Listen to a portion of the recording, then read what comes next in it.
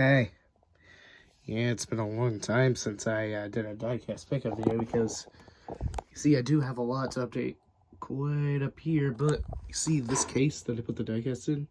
It's completely filled to the brim, so I'm going to have to put that in the garage at a later point when I find another case as a way of accommodating for those diecasts up there. But without further ado, let's get to the throwback Nextel Cup Gen 4 diecast. This is the Spy vs. Spy Casey Kane paint scheme that he operated at the 2004 Atlanta Chase race, where Jimmy Johnson won the emotional victory for Hendrick Motorsports after that tragic, fateful plane crash that basically killed Hendrick's entire family.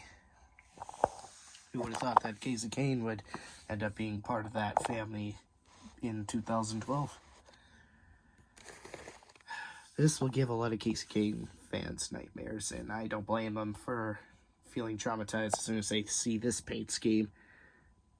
This was the dominant car at the Charlotte Chase race until it smacked the wall in exiting turn 2, leading in upwards of at least, I think, 150-something laps. I don't remember the exact amount, but this, as I recall, by Casey Kane, said that this was the fastest car he ever drove in his life. And then, as always, as it was the big running gag of his rookie season, it ended up in smoke.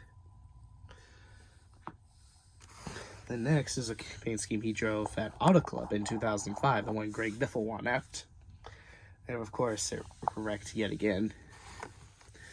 This one he operated at Texas in the spring race, I believe. You know, back when Texas was actually a decent track.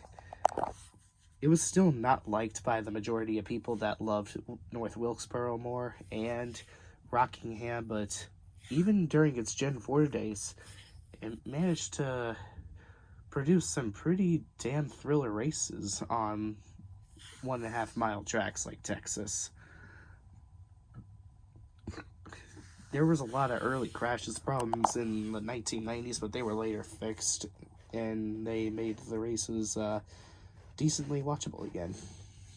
I don't actually remember if Casey Kane, I don't know where he finished with that paint scheme, but I do know he operated that paint scheme at the Texas race and won the following week at Richmond. No, not Richmond, Phoenix. No, Phoenix was the following race, and Richmond took place right after Talladega, which Talladega was after Phoenix. Sorry, I'm thinking of my brain's getting all scrambled up. Kurt Busch was the one that won the Phoenix race, if I recall correctly, because I remember I was staying up all night watching it with my grandmother. This is the Dodge Steelers Challenger scheme that Jeremy Mayfield operated at Darlington, which was the same race his teammate at the time, Casey Kane, won the pole. And then later, Greg Biffle yet again won the race. Next is a paint scheme Jeff Gordon operated at the All-Star race, which is why not a lot of people... I tend to not remember when this scheme was run because I didn't watch the All-Star race that year. But might as well, since, well, I've always been a big Jeff Gordon fan. Jeff Gordon's my main OG driver. And, of course, due to the fact, well, 2005 was not that great for Jeff Gordon, but at least he still mustered up 4 wins.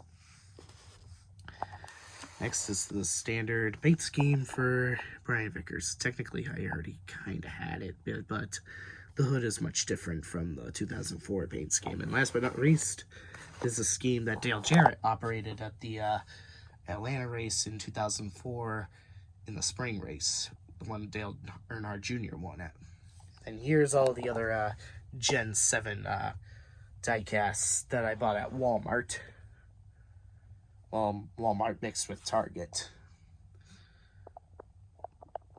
We'll see what I could do to accommodate all the new diecasts that I bought. Don't worry, I'll try to get them as soon as I can. Peace out, and hopefully everyone's staying safe and sound. I sure am staying safe and sound from this kind of weather right there.